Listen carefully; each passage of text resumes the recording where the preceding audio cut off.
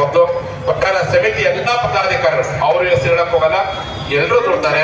ಅದೇ ಪ್ರಕಾರ ಇವತ್ತು ಸಹ ನೀವೆಲ್ಲರೂ ನಮ್ಮ ಬಬಲೇಶ್ವರ ತಾಲೂಕು ಅಧ್ಯಕ್ಷ ಹಿರಣ್ಯ ಶಿರಗೌಡ್ರಾಗಿರ್ಬೋದು, ನಮ್ಮ ಇಂಡಿ ತಾಲೂಕು ಅಧ್ಯಕ್ಷ ಆಗಿರ್ತಕ್ಕಂಥ ಬಿರಾದರಾಗಿರ್ಬೋದು, ಮುದ್ದೇಬೇಳ ತಾಲೂಕು ಅಧ್ಯಕ್ಷ ಆಗಿರ್ತಕ್ಕಂಥ ಅಂಬರೀಶ್ ಗೂಳೇರಾಗಿರ್ಬೋದು, ತಾಳೆಕೋಟೆ ಭಾಗದಿಂದ ಬಂದಿರತಕ್ಕಂಥ ಜನ ಆಗಿರ್ಬೋದು, ಸಿಂದಗಿ ತಾಲೂಕು ಅಧ್ಯಕ್ಷ ಆಗಿರ್ತಕ್ಕಂಥ ಮಲ್ಲಿಕಾರ್ಜುನ್ ಅಂಗರಿಗಿರಾಗಿರ್ಬೋದು, ಚಡ್ಚಣ ತಾಲೂಕು ಅಧ್ಯಕ್ಷ ಆಗಿರ್ತಕ್ಕಂಥ ವಿಠಲ್ ಅವರಾಗಿರ್ಬೋದು, ಎಲ್ಲರೂ ಸಹ ಇವತ್ತು ಬಂದು ತಾವೆಲ್ಲರೂ ಒಂದೇ ಮಾತಿಗೆ ಗುರುಗಳ ಮಾತಿಗೆ ಹೋಗ್ಬಿಟ್ಟು ನೀವೆಲ್ಲರೂ ಸೇರಿದ ಚೆನ್ನಮ್ಮನಿಗೆ ಗೌರವವನ್ನ ಕೊಡೋದ್ರ ಮೂಲಕವಾಗಿ ಮತ್ತೊಮ್ಮೆ ಸಾಬೀತುಪಡಿಸಿದೀವಿ. ಚೆನ್ನಮ್ಮನ ಮಕ್ಕಳು ಸ್ವಾಭಿಮಾನದ ಮಕ್ಕಳು ಅನ್ನುವಂಥದ್ದನ್ನ ಮತ್ತೊಮ್ಮೆ ಇವತ್ತು ನಾವೆಲ್ಲ ತೋರಿಸ್ಕೊಟ್ಟಿದ್ದೀವಿ ಎನ್ನುವಂತ ಮಾತನ್ನ ಈ ಸಂದರ್ಭ ಹೇಳಿಕೆ ಇಚ್ಛೆ ಪಡ್ತೀವಿ.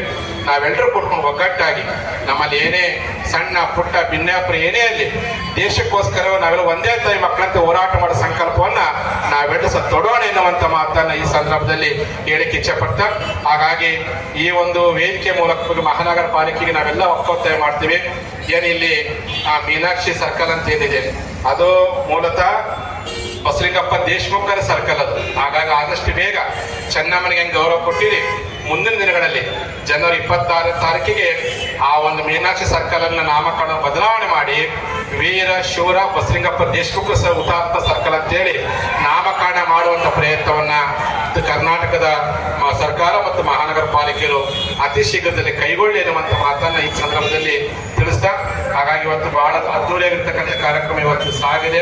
ಇದಕ್ಕೆ ಬಹಳ ಜನ ಕಷ್ಟಪಟ್ಟು ದುಡಿದರೆ ಮಹಿಳಾ ಘಟಕದ ಎಲ್ಲಾ ಪದಾಧಿಕಾರಿಗಳು ಇಲ್ಲಿ ಬಂದಿದ್ದಾರೆ, ಅವರೆಲ್ಲರೂ ಬಹಳ ಕಷ್ಟಪಟ್ಟು ಈ ಒಂದು ಸಮಾರಂಭ ದುಡಿದರೆ. ನಮ್ಮ ವಕೀಲರ ಪರಿಷತ್ತಿನ ಶ್ರೀ ಮೂರ್ತಿ ಕರ್ಕೊಂಡು ಎಲ್ಲ ಪದಾಧಿಕಾರಿಗಳು, ನಮ್ಮ ಮಾಧ್ಯಮದ ವಕ್ತಾರಾಗಿರ್ತಕ್ಕಂಥ ನಮ್ಮ ಹಿರಣ್ಯ ಔಟಿಯವರು ಮೊದಲು ಮಾಡಿಕೊಂಡು, ನಮ್ಮ ಪಂಚೇನೆಯ ರಾಜ್ಯ ಸತ್ಯ ಗಂಗಶೆಟ್ಟಿ ಅವರು ಮೊದಲು ಮಾಡಿಕೊಂಡು ಬಹಳ ಜನ ಕಷ್ಟಪಟ್ಟು, ನಮ್ಮ ಕುಮಾರಗೌಡ ಪಾಟೀಲರು ಅನೇಕರು ಬಹಳ ಕಷ್ಟಪಟ್ಟು ದುಡಿದರೆ.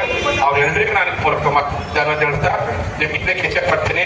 ಕೂಡಲ ಸಂಗಮ ಸರಿ ಯಾವತ್ತು ಬದ್ಧತೆಗೆ ಸರ್ ಇರ್ತಕ್ಕಂಥವ್ರು ಮೀಸಲಾತಿ ಸಿಗೋವರೆಗೂ ಏನು ಸಂಕಲ್ಪ ತೊಟ್ಟಿದ್ವಿ, ಅದು ಯಾರೇ ಸರ್ಕಾರ ಬರಲಿ, ಯಾರೇ ಮುಖ್ಯಮಂತ್ರಿಗಳು ಬರಲಿ, ಮೀಸಲಾತಿ ಸಿಗೋವರೆಗೂ ನೀವು ಪ್ರಾಮಾಣಿಕ ಹೋರಾಟವನ್ನ ನಾವೆಲ್ಲರೂ ಸರ್ಕಾರ ಮಾಡೋಣ. ಹಾಗಾಗಿ ಯಾವತ್ತು ನಾವು ಸಮಾಜದ ಪರವಾಗಿರ್ತೇವೆ, ಜನರ ಪರವಾಗಿರ್ತೇವೆ.